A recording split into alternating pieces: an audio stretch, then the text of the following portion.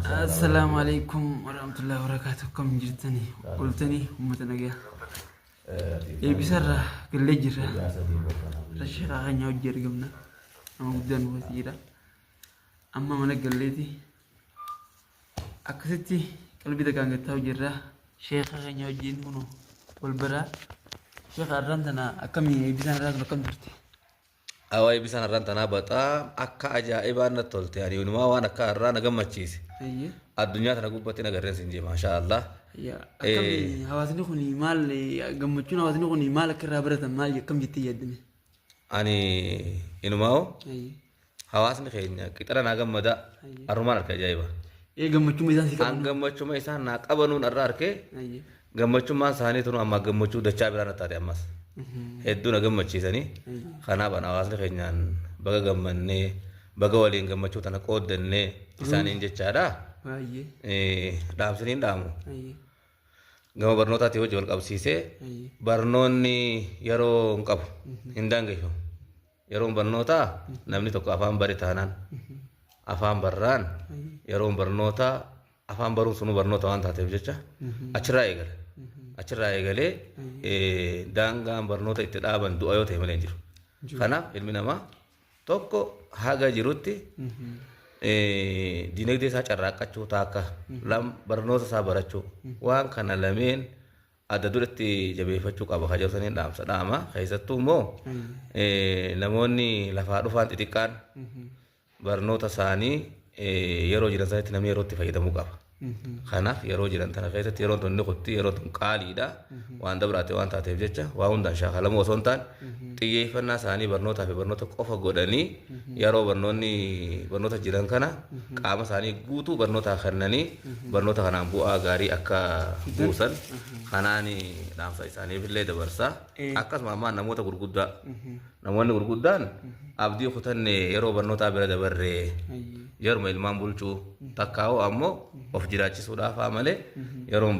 barnootaa dabree jira jaanii warreen abdii kutatan tokko jira tokko kanaaf warra saniifis maaliin dhaama yeroon barnootaa hin dabartu barnoonni hanga addunyaarra jiran hanga lubbuun jirtutti daangaan barnootaa maal jaanii hayyoonni yeroon barnootaa jaan minal mahdi lallahadi jaan gaafa haati garaa jalatti ilmoo teessisuun sanirraa qabee haga du'anii qilaatii seenanitti jaan kanaaf inshaallah rabbiillee rabbi subhaanahu wa ta'ala kanaaf rabbi subhaanahu wa ta'ala yoggaan uu dhaamu nabi muhammad alayhi salaatu wassalaamiin isaaniin akka jaaniin qul rabbi zidni ilmaa yaa rabbi kiyya beekumsa dabali ji'i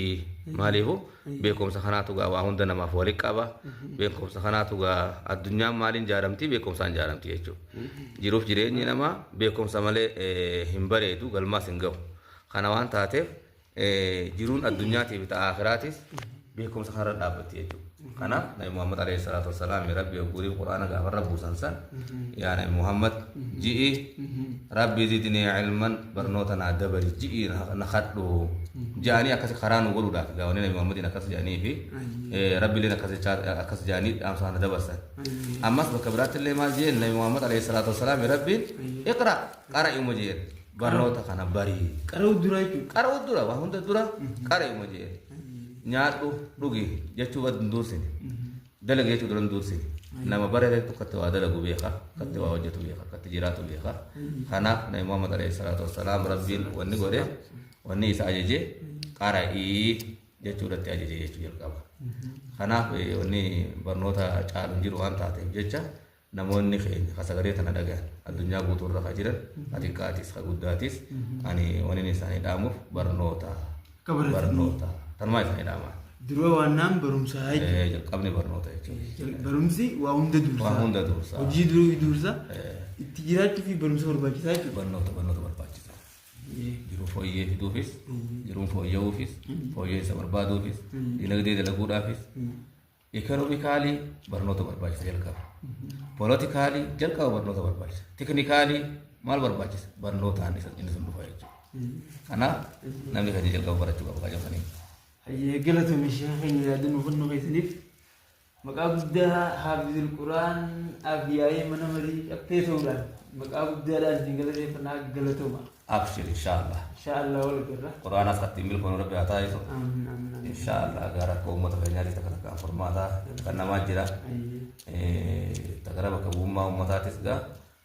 فرق تلي جدني فرق أمانة ومتا فرق فريجر وايدو جرا كميسي إن شاء الله جابرا خان كيسة تبري جينا ما خان كيسة وايدو فرماتا أرجته karena insyaallah abdi kabati awarni kaya dia ganati formata dia argati abdi jauh sari wali fulduriya wali fulduriya nak jauh sari insyaallah insyaallah assalamualaikum warahmatullahi wabarakatuh. Waalaikumsalam.